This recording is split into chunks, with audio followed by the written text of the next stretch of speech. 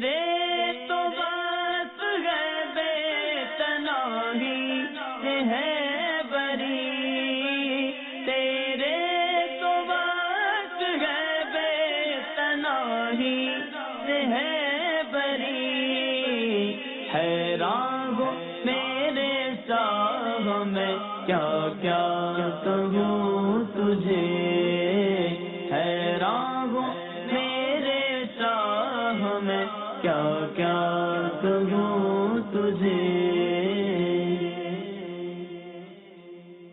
الحمدللہ رب العالمین والصلاة والسلام علی سیدنا الانبیاء والمرسلین، اما بعد فاعوذ باللہ من الشیطان الرجیم، بسم اللہ الرحمن الرحیم۔ الصلاة والسلام علیک یا رسول اللہ وعلی آلک واصحابک یا حبیب اللہ، الصلاة والسلام علیک یا نبی اللہ وعلی آلک واصحابک یا نور اللہ۔ نبی رحمت، شفیع امت، مالک جنت صلی اللہ تعالی علیہ وآلہ وسلم کا فرمان عالی شان کا مفہوم ہے کہ تم اپنی مجلسوں کو مجھ پر درود پاک پڑھ کر آراستہ کرو، کیونکہ تمہارا یہ درود پاک پڑھنا بروز قیامت تمہارے لیے نور ہوگا۔ صلو علی الحبیب صلی اللہ تعالی علی محمد وعلی آلہ واصحابہ وبارک وسلم۔ آج جس اہم موضوع پر آپ سے کچھ باتیں کرنی ہیں، قبلہ الحمدللہ دارالفتہ اہل سنت کے مفتی صاحب مفتی محمد فضیل اتاری دامت برکاتہم العالیہ جلوہ فرما ہے، اور حسب روایت یہ آپ کو جو ہمارا آج کا موضوع ہے اس پر جو مدنی پھول ہیں یہ عطا فرمائیں گے، تو اسی جانب ہم چل رہے ہیں۔ تو آج کا جو موضوع ہے بہت اہم ہے، اور ایمانیات کے تعلق سے، اعمال کے تعلق سے اس کو سمجھنا، اس کو جاگزیں اپنے ذہن میں رکھنا بہت امپورٹنٹ ہے۔ اصل میں بعض لوگ اس طرح سے ہوتے ہیں کہ وہ گویا کہ دو آنکھیں تو ان کے پاس ہوتی ہیں، لیکن وہ ایک آنکھ بند کر کے ہی دیکھنے کے عادی ہوتے ہیں، اور اس کی وجہ سے جب وہ آدھا منظر دیکھتے ہیں تو بہت ساری غلط فہمیوں کا شکار ہو جاتے ہیں، آدھے مفاہیم اور آدھے مطالب، یعنی آدھا آدھا مطلب ان کی سمجھ میں آتا ہے، اور اس پر پھر مستضاد یہ کہ اپنے آپ کو ترم خان سمجھتے ہوئے، علم کا پہاڑ یا بہت زیادہ جینیس سمجھتے ہوئے اتراتے پھرتے ہیں، اور اسی دھوکے کی کیفیت میں معاذ اللہ وہ دنیا سے چلے جاتے ہیں۔ اور ظاہر ہے کہ کوئی شخص بھی یہ نہیں چاہے گا کہ وہ ایسی کجروی کا شکار ہو جائے کہ آدھے مطلب اور معاملے کو آدھا آدھا دیکھ کر ہی زندگی گزار دے۔ تو الحمدللہ علماء اہل سنت نے جو راہ اعتدال ہے، میزان اعتدال ہے شریعت مطہرہ کی صورت میں جو ہمیں ملی ہے، اس کی بہت زیادہ الحمدللہ اس کی ترویج و اشاعت کی ہے۔ جو دینی منصب ان کو دیا گیا ہے اس پر انہوں نے اپنی ذمہ داریاں خوب نبھائی ہیں، احکام روشن کر دی ہیں، کتابوں میں لکھ دی ہیں، بیان کرتے رہتے ہیں۔ اسی میزان اعتدال کو سمجھنے کے لیے، اسی کو سامنے رکھتے ہوئے جو آج موضوع ہے انشاءاللہ ہم سمجھیں گے، اور اللہ نے چاہا تو انشاءاللہ جو ہماری دونوں آنکھیں کھلی ہوئی ہیں اہل سنت والجماعت کی، یہ مستقل کھلی رہے گی، دل اس پر انشاءاللہ اور مزید جم جائے گا۔ معجزات مصطفیٰ صلی اللہ علیہ وآلہ وسلم کے موضوع پر کلام ہوگا، کچھ نئے پیرائے میں ہوگا، بہت اہم پیرائے میں ہوگا، دل کے کان سے سنیے گا، اور عزیزوں کو بھی جمع کر لیجئے جن کو آپ چاہتے ہیں کہ یہ علمی بحث، اور ہر ایک مسلمان کے بارے میں یہ خیر خواہی ہونی چاہیے، اس تک یہ علمی بحث پہنچ جائے۔ تو چلیے آغاز کرتے ہیں۔ اہلاً و مرحباً۔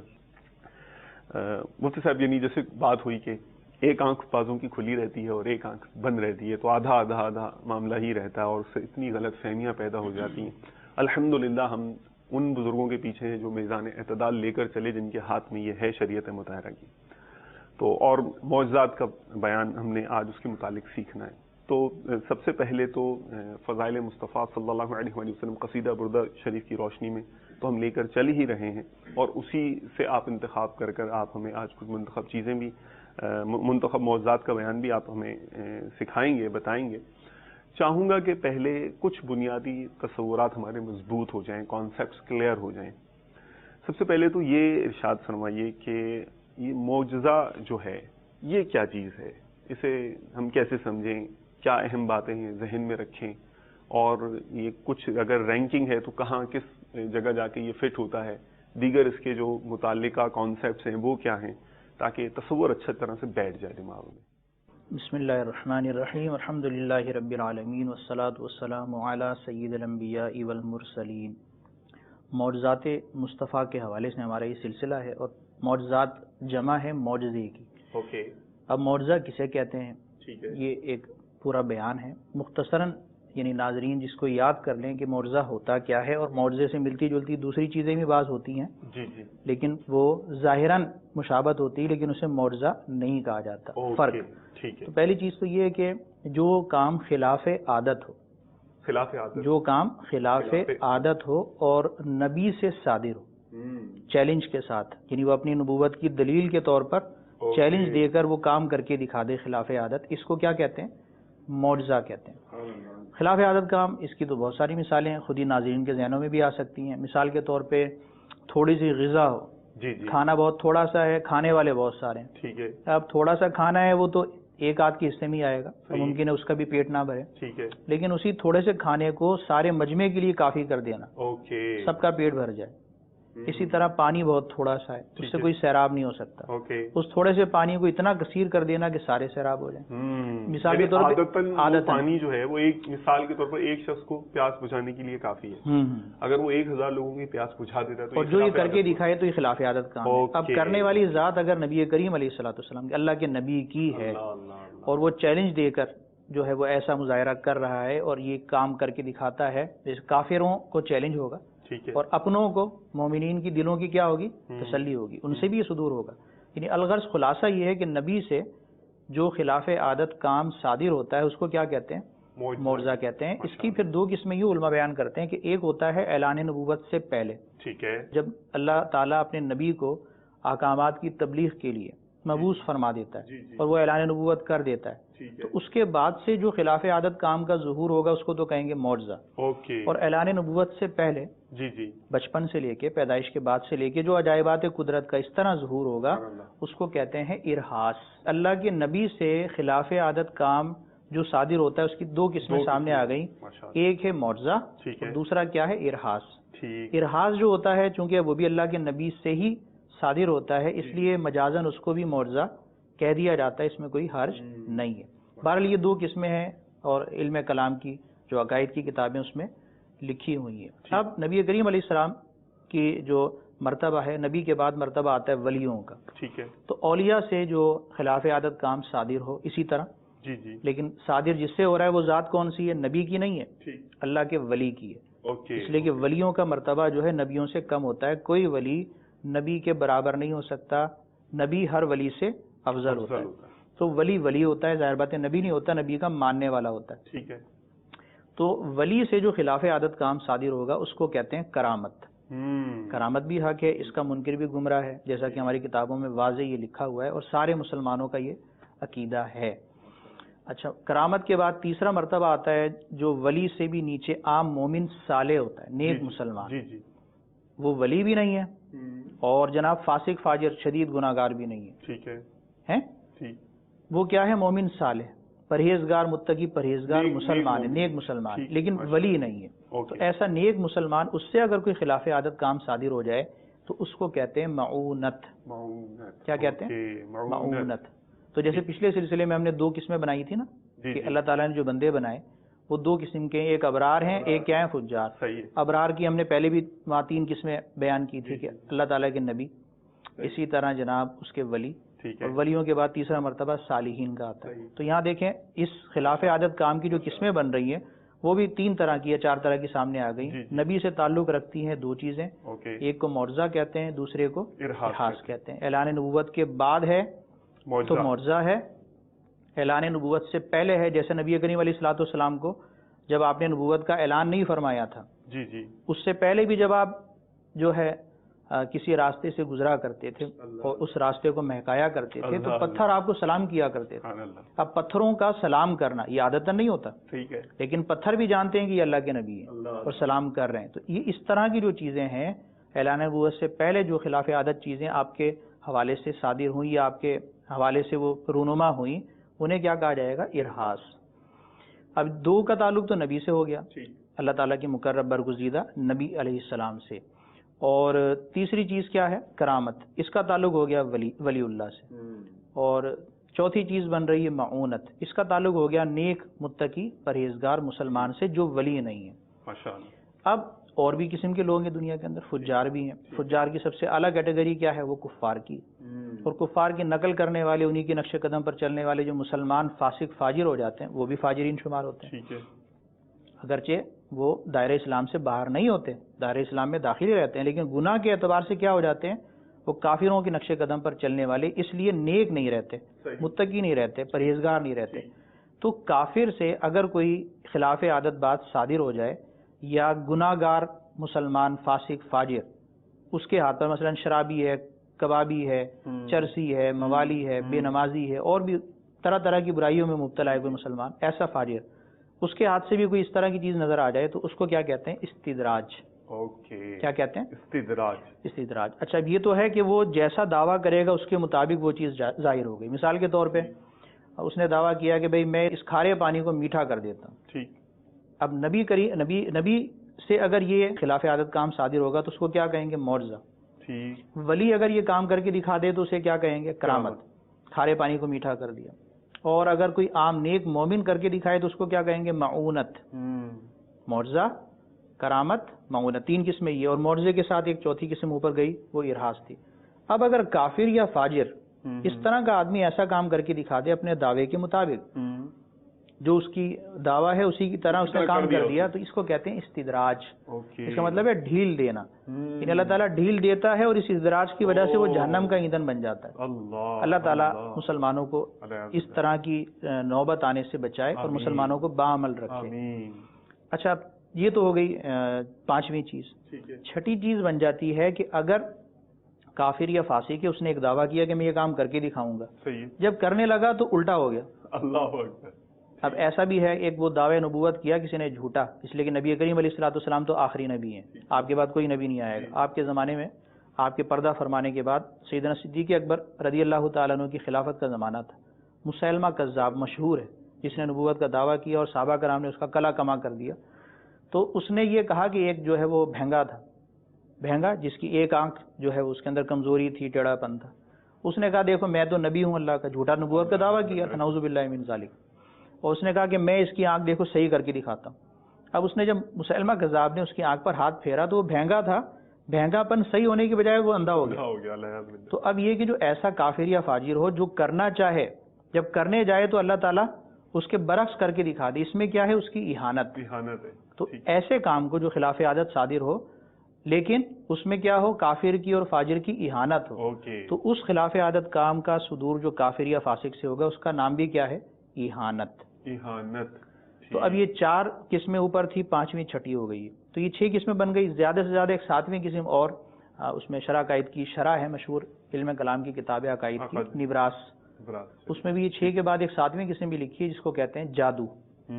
کہ یہ جادو جو شیطانیات اور یہ ابلیسی نظام ہے کہ اس طرح کے معاملات کے اندر لگ کر جو جادو سحر کا معاملہ ہے، جادو حق ہے، اس کا انکار نہیں کیا جا سکتا. اور یہ چونکہ تعلیم اور تعلم کا سلسلہ ہے، جادو سیکھتے ہیں، لوگوں کو نقصان پہنچاتے ہیں، تو بذریعہ جادو بھی بعض اوقات خلاف عادت کام صادر ہوتا ہے. وہ کون ہوتا ہے؟ جادوگر ہوتا ہے، ساحر ہوتا ہے، اس کی بڑی سخت سزائیں ہیں اور وہ بڑا سخت گناہ کا کام ہے، لیکن ہوتا اس سے بھی ہے.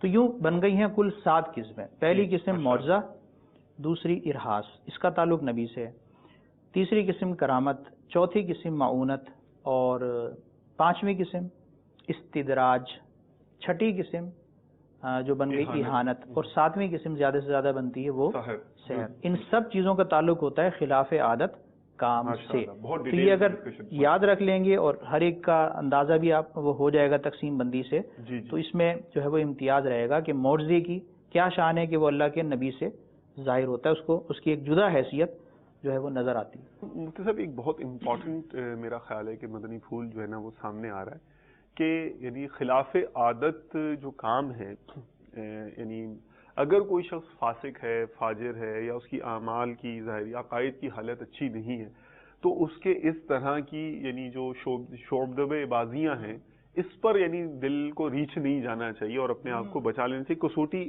ہم عام لوگوں کے لیے یہ نہیں ہوئی. اس کے بارے میں کوئی اہم مدنی پھول آپ اگر شیئر اہم مدنی پھول تو بہت اہم ہے. ظاہر بات ہے کہ اصل کسوٹی کیا ہے؟ وہ تو شریعت کی پابندی ہے. قرآن و سنت کی صورت میں واضح بالکل صاف اور شفاف راہ ہے جس کو ہم کہتے ہیں صراط مستقیم. اسی صراط مستقیم پر چلنے والے راہی کون ہیں؟ اللہ کے نبی ہیں، اللہ کے ولی ہیں، صالحین ہیں، شہداء ہیں. تو ایک ہے نا مقولہ کہ الرفیق سمت طریق.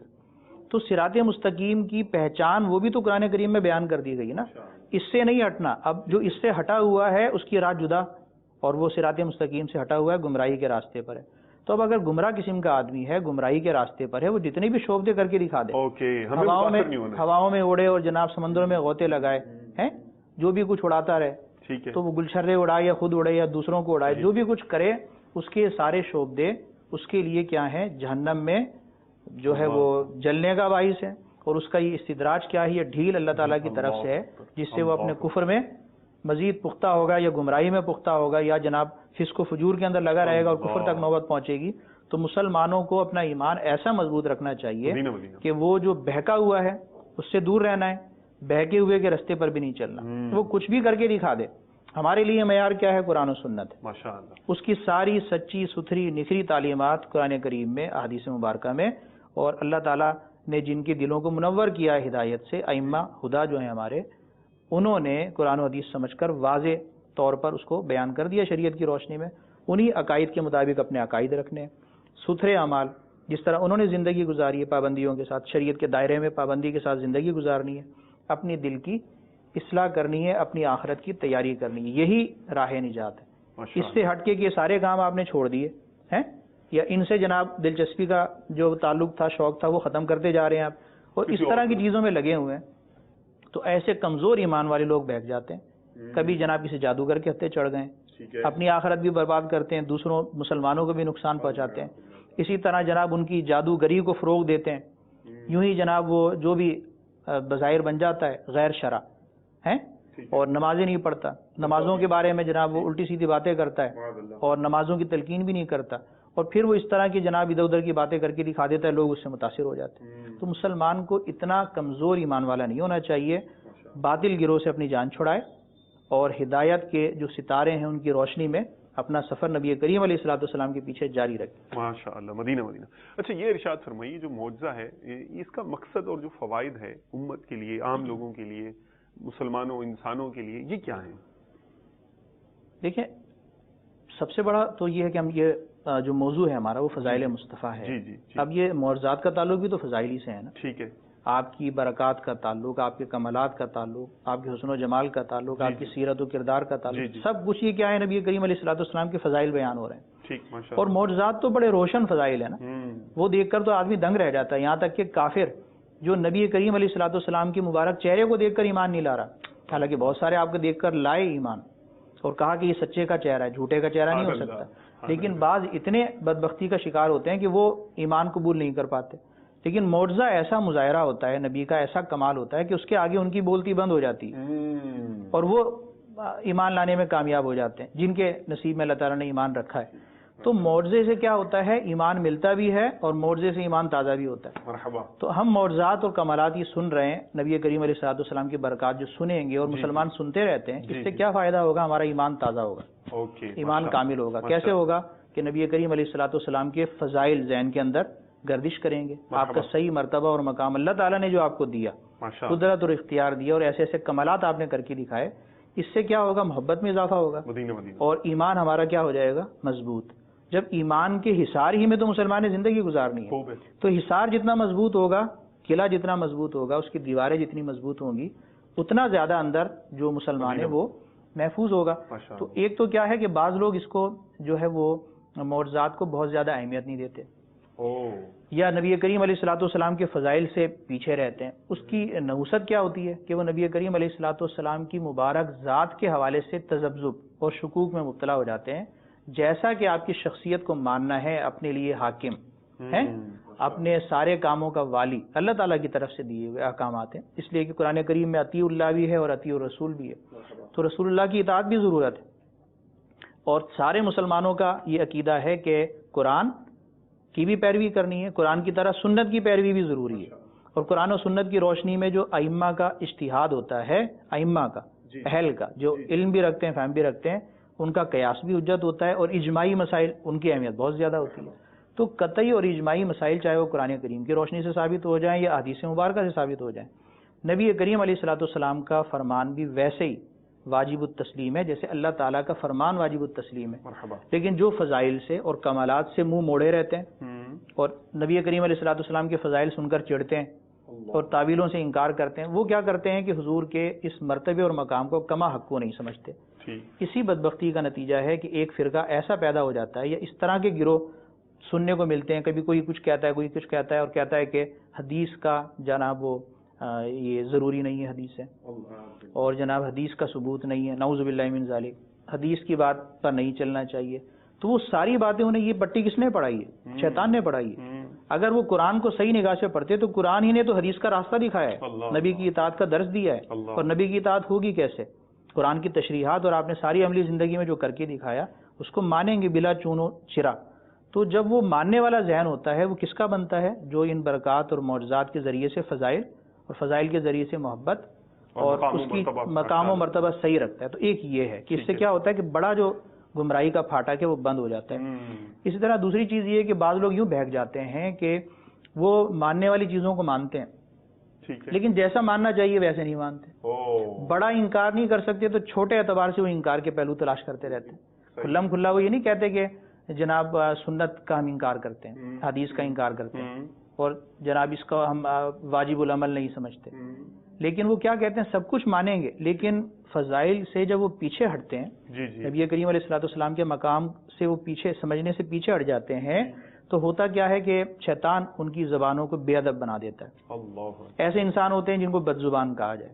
اب اہانت ہیں اور جناب توہین اور تنقیص اور نبی کریم علیہ الصلوۃ والسلام کو اپنے جیسا سمجھنا، اس طرح کے فاسد نظریات کے ساتھ وہ یوں سمجھ لیجئے ان کا جسم ہوتا ہے لیکن بے روح ہوتا ہے. ان کا عمل ظاہری سب کچھ نظر آ رہا ہوتا ہے لیکن اس کے اندر ایمان کی چاشنی، عشق رسول کی چاشنی وہ نظر نہیں آتی.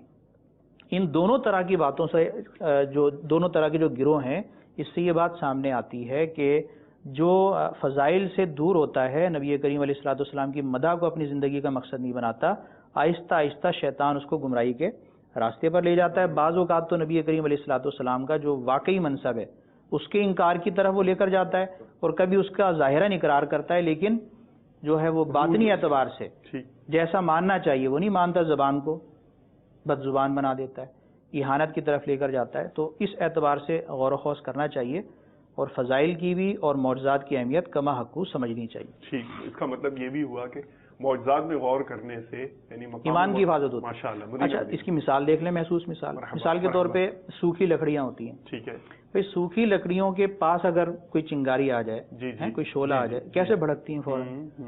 اور اگر یہ سوکھی لکڑیاں نہ ہوں، تر و تازہ ہوں، تو تر و تازہ شاخ اتنی جلدی آگ نہیں پکڑتی.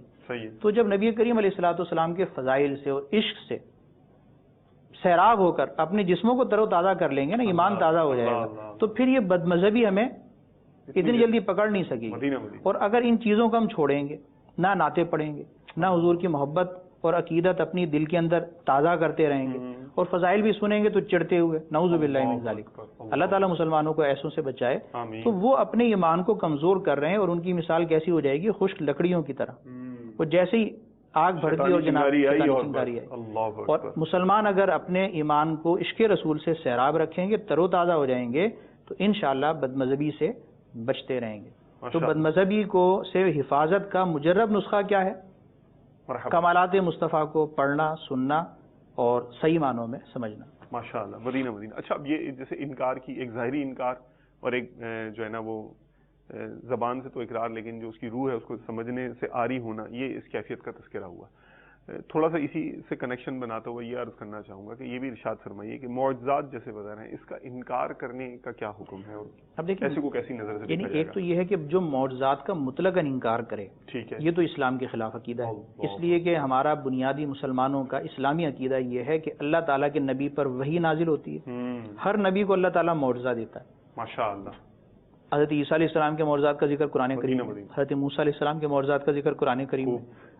اور نبی کریم علیہ الصلوۃ والسلام کی شان کیا ہے کہ سارے انبیاء کے معجزات اپنی جگہ پر ہیں، وہ سب بھی نبی کریم علیہ الصلوۃ والسلام کو دیے گئے اور اس کے علاوہ بھی دیے گئے. سبحان اللہ. تو معجزے کا مطلقاً انکار کرنا کہ نبی کا معجزہ ہوتا ہی نہیں، یہ تو اسلام کے خلاف سراسر واضح خلاف اسلام نظریہ ہے، یہ اس کی اسلام میں کوئی گنجائش نہیں ہے. اس کا حکم وہی ہے کہ دائرہ اسلام سے ایسا شخص خارج ہو جائے گا.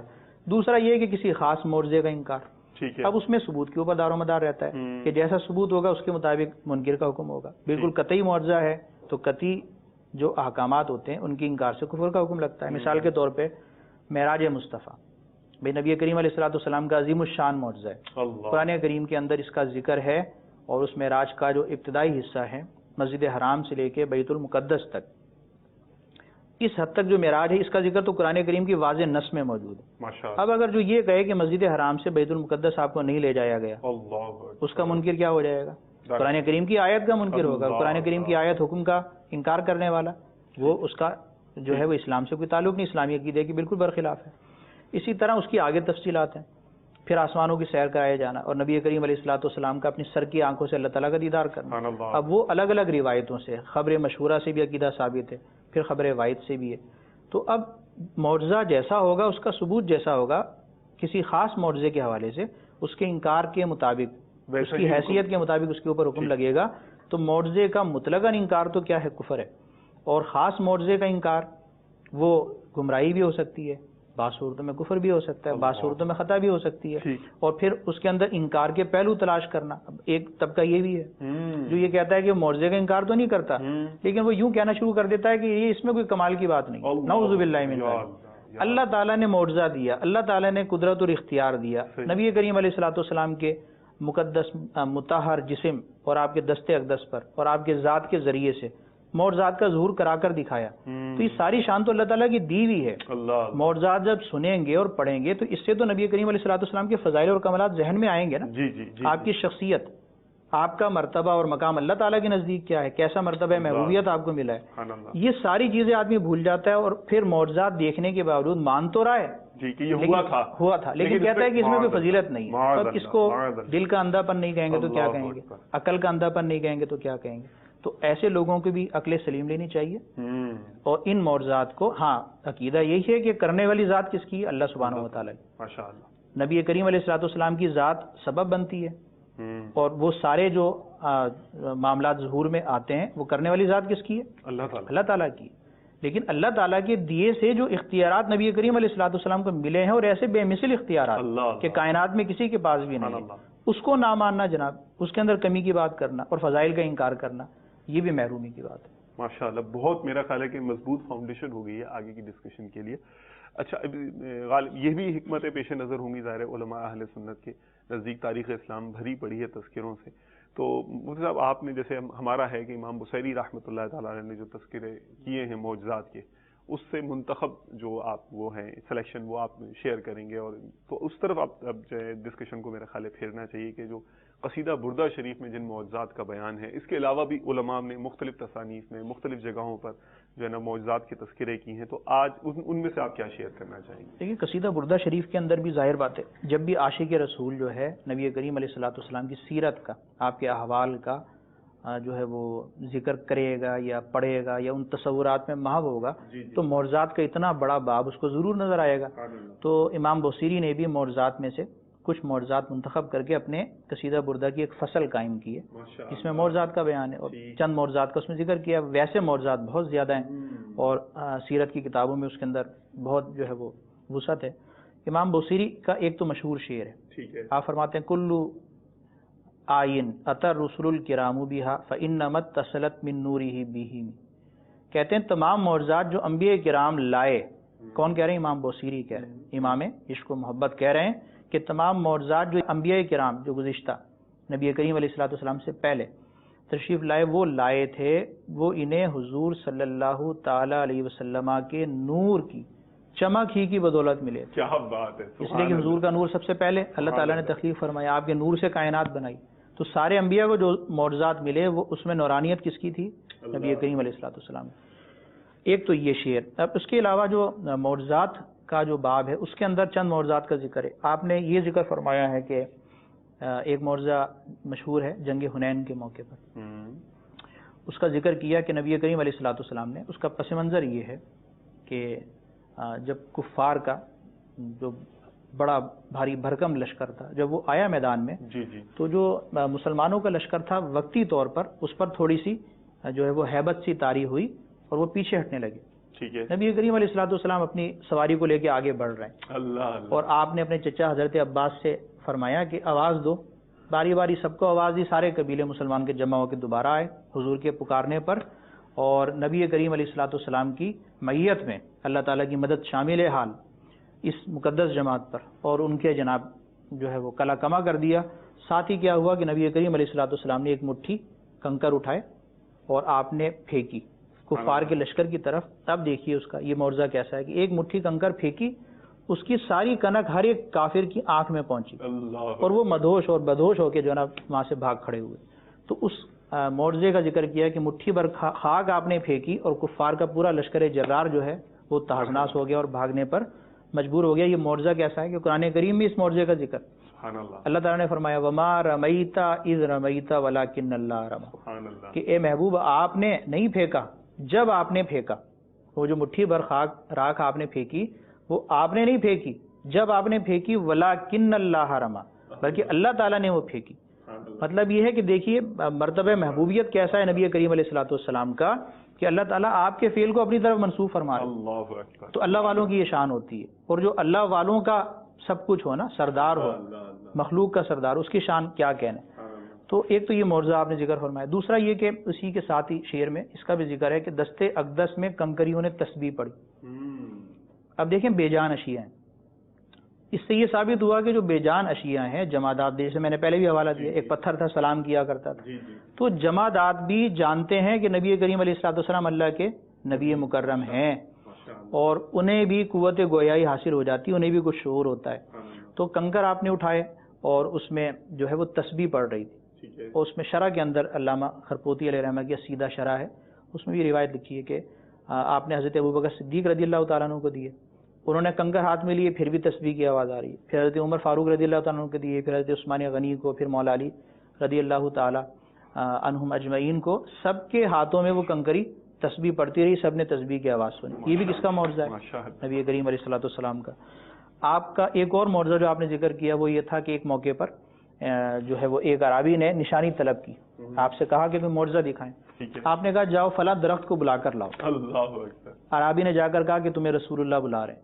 اب درخت جناب جڑوں سے اکھڑا اور جیسے چلتا ہوا نہیں آتا انسان, اس طرح درخت چلتا ہوا آیا. عرابی جو تھا وہ دنگ.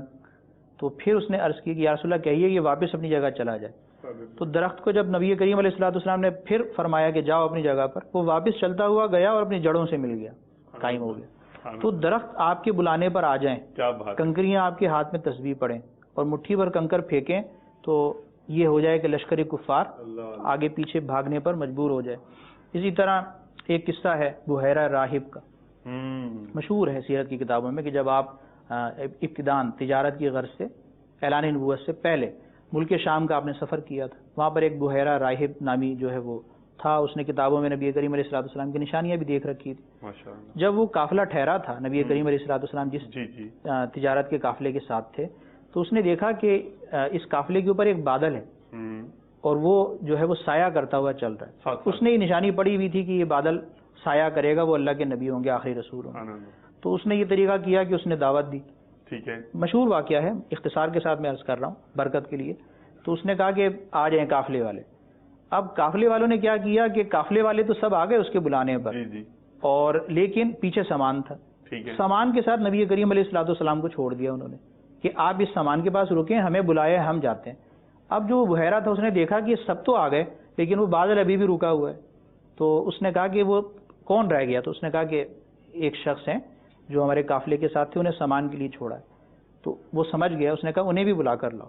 تو جب نبی کریم علیہ الصلوۃ والسلام اس کے پاس آئے تو وہ بادل آپ کے اوپر ساتھ ساتھ آ گیا. اس نے آپ کا نام پوچھا, قبیلہ پوچھا, آپ نے قریش بتایا, جیسے ہی نام پوچھا تو آپ نے اپنا نام محمد بتایا. تو علامات تو ساری پچھلی کتابوں میں اس نے پڑھی ہوئی تھیں. یہ مظاہرہ دیکھ کر اس نے کلمہ پڑھا اور مسلمان. اس معجزے کا ذکر بھی قصیدہ بردہ شریف میں ہے, اور مشہور و معروف معجزہ جس کو کہتے ہیں کہ بہت زیادہ مشہور ہے, معجزہ شق القمر, چاند کو دو ٹکڑے کرنے والا معجزہ, جس کا ذکر قرآن کریم میں بھی اقتربت الساعۃ وانشق القمر کہہ کے, تو اس کا ذکر بھی یہاں قصیدے کے اندر کیا گیا کہ آپ نے ایک موقع پر چاند کو 2 ٹکڑے کر کر دکھایا. یہ ہے قدرت نبی کریم علیہ الصلوۃ والسلام کی، اللہ تعالیٰ کی دی ہوئی. اور سب سے بڑا معجزہ نبی کریم علیہ الصلوۃ والسلام کی اپنی ذات کے اعتبار سے، جس کو واقعہ معراج کہا جاتا ہے. سارے آپ نے آسمانوں کی سیر کی، ذرے ذرے کائنات پر آپ نے نگاہ ڈالی اور اللہ تعالیٰ کی زیارت کی. اللہ تعالیٰ نے یہ آپ کو مرتبہ اور مقام دیا. اس واقعہ معراج کا ہی تو الگ فصل مان کر امام بوصیری نے پورا اس پر اشعار بیان کیے ہیں. اور آخر میں ایک جگہ پر یہ بھی لکھا ہے کہ نبی کریم علیہ الصلوۃ والسلام کا بہت بڑا معجزہ قرآن پاک ہے. یہ معجزہ ہمارے ہاتھوں میں، امت کو اس کی قدر کرنی چاہیے. ان آیات بینات کچھ باری تعالیٰ کا کلام ہے. کس کے ذریعے سے ملا ہمیں؟ نبی کریم علیہ الصلوۃ والسلام کے ذریعے. پچھلی کتابوں میں اور اس میں کیا فرق ہے؟ یہ فرق ہے کہ پچھلی کتابیں صرف نبیوں کو یاد ہوتی تھیں. یہ قرآن کریم کا، نبی کریم علیہ السلام کا معجزہ دیکھیں کہ قرآن کریم اس امت کے چھوٹے چھوٹے بچوں کو یاد ہو جاتا ہے. تو اس معجزے کی ہمیں قدر کرنی چاہیے. دوسرا یہ کہ پچھلی جو کتابیں تھیں ان میں تحریف ہو گئی، وہ اپنی اصل شکل پر باقی نہیں رہی. لیکن قرآن کریم کے بارے میں یہ ہے کہ یہ قیامت تک اپنی اصل شکل پر، قیامت تک اور ہمیشہ ہمیشہ یہ اپنی اصل شکل پر برقرار رہے گا. تو یہ چند مشہور معجزات تھے. اس کے علاوہ ذکر ولادت کے وقت کے عجائبات، واقعہ ہجرت کے وقت کے واقعات اور بہت ساری چیزوں کا ضمن ذکر کیا ہے.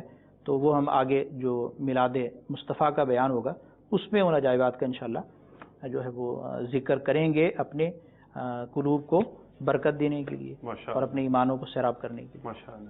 اچھا مفتی صاحب، اس موقع پر آپ یعنی کیا میسج دینا چاہیں گے؟ جیسے میں سمجھتا ہوں بڑی ایکسٹینسو گفتگو ہوئی ہے، بڑا ایکسٹینسو ڈسکورس ہوا ہے کہ معجزات کے حوالے سے بالخصوص، فضائل کے حوالے سے، تو معجزات مصطفیٰ صلی اللہ علیہ وآلہ وسلم کے مطالعے کے حوالے سے کیا بنیادی ماخذ ہیں جو آپ کہیں گے عوام کے ذہن کے حساب سے جن کی طرف ان کو متوجہ ہونا چاہیے؟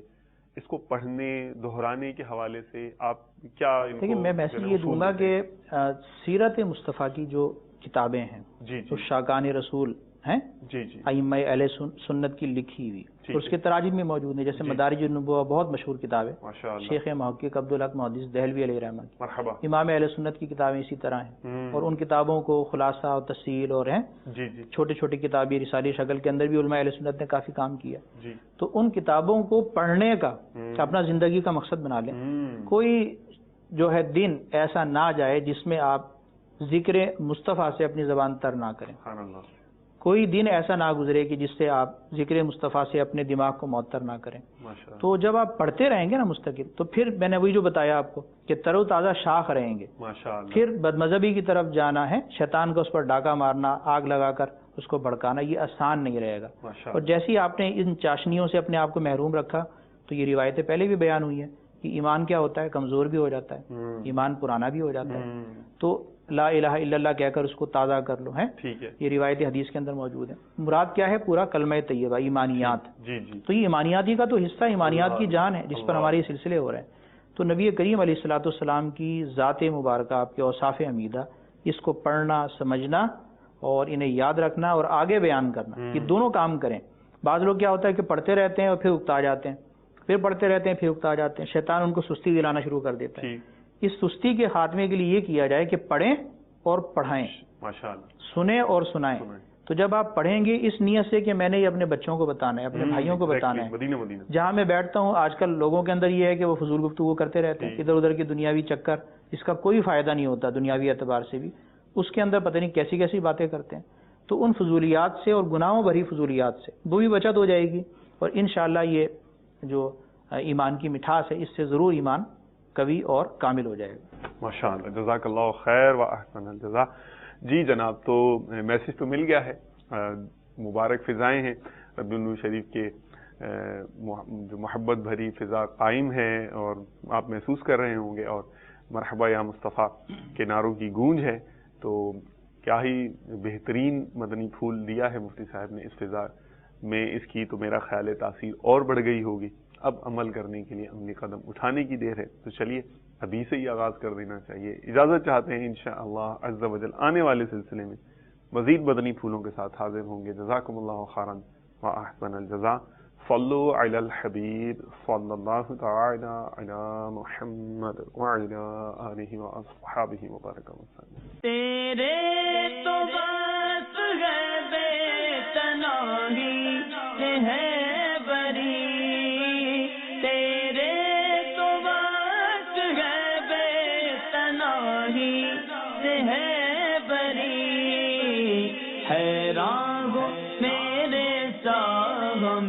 کیا کیا کہوں تجھے، حیران ہوں میرے چاہ میں، کیا کیا کہوں تجھے۔